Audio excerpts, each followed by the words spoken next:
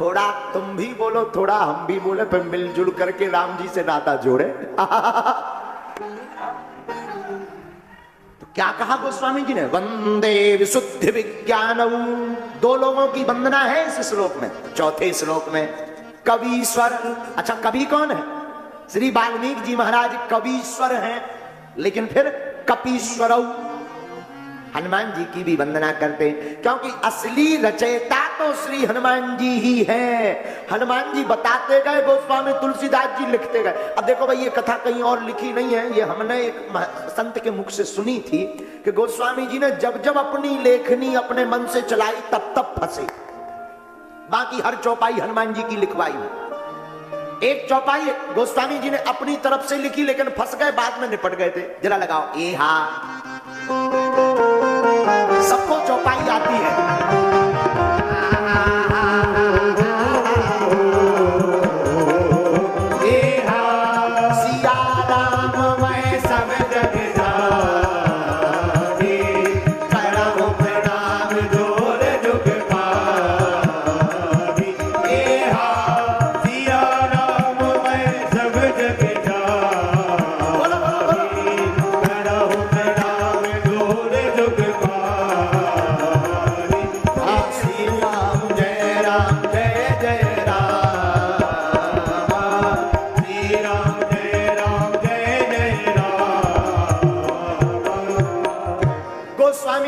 अपने मन से यह चौपाई लिख दी।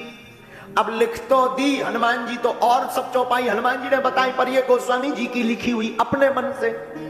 अब गोस्वामी जी ने सोचा सरजू जी स्नान कर लिया जावे। स्नान करने के लिए गए तो एक छोटा सा बालक दौड़ा दौड़ा चला आया। ए बाबा हट जाओ, एक तरफ भाग जाओ रास्ते से। तुलसीदास जी बोले क्यों? बाबा एक पागल बैल आ रहा है, बैल मार देगा।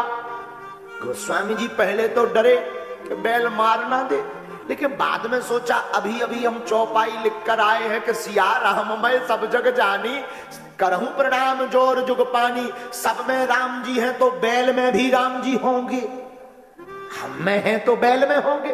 अच्छा बैल में होंगे तो 4 पांव वाले राम जी 2 पांव वाले को क्यों मारेंगे?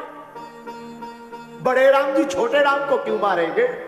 गोस्वामी जी बोले अब हमें भागने की आवश्यकता नहीं है, क्योंकि भाई अब जब सब में राम है, चौपाई ही लिख गई, तो बैल में भी राम होंगे। अब भैया वो बैल आया जो पागल बैल था, उसने गोस्वामी तुलसीदास जी को सींग पे बैठा के फुटबॉल बना दिया। गोस्वामी जी तो इस चक्कर में थे कि ये क्यों मारेंगे, बगल से निकल जाएगा, औरों को मारेंगे, हमने तो चौपाई लिख दी चौपाई। लेकिन जब गोस्वामी जी के नजदीक बैल आओ, उन्हें सींग पे बैठा, फुटबॉल उसको फेंक दो, हाथ पांव छिलत छिलत बच गए, धूरा फटकारी। और गोस्वामी जी बोले अब स्नान बाद में करेंगे, पहले चौपाई काटेंगे।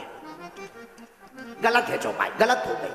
सिया राम में सब जग जानी गलत हो गया, ये चौपाई गलत है, मिथ्या है। अगर सब में राम जी होते तो बैल में होते, और बैल में राम जी होते तो 4 पांव वाले राम जी 2 पांव वाले की दुर्दशा क्यों करते? हमारी तो दुर्दशा करती। ये चौपाई ही गलत है, मिथ्या लिख गई। गोस्वामी जी जल्दी जल्दी आए वापस जहां पर रामायण लिख रहे थे, और जैसे ही मिठाने के लिए जैसे ही मोर का पंख लिया, हनुमान जी ने हाथ पकड़ लिया। क्या कर रहे हो? चौपाई मिटा रहे। क्यों? गलत है। किसने लिखी?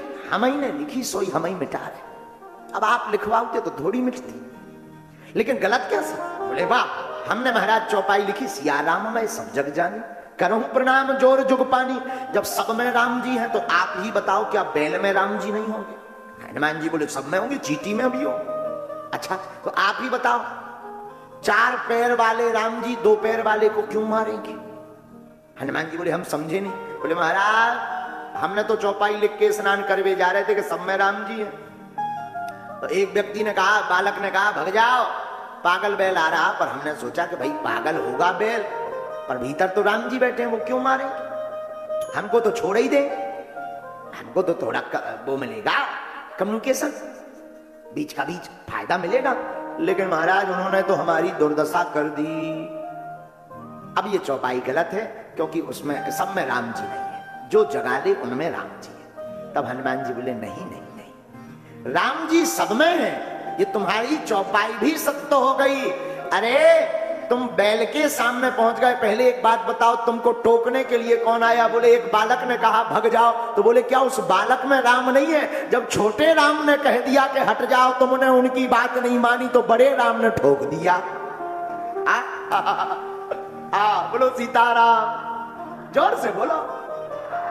अब ये चौपाई, ये कथा तुम पुराण में मत पूछ लेना, कैसे एक संत के द्वारा हमने सुनी थी। तो बाकी चौपाई हनुमान जी ने लिखी है, इसीलिए श्री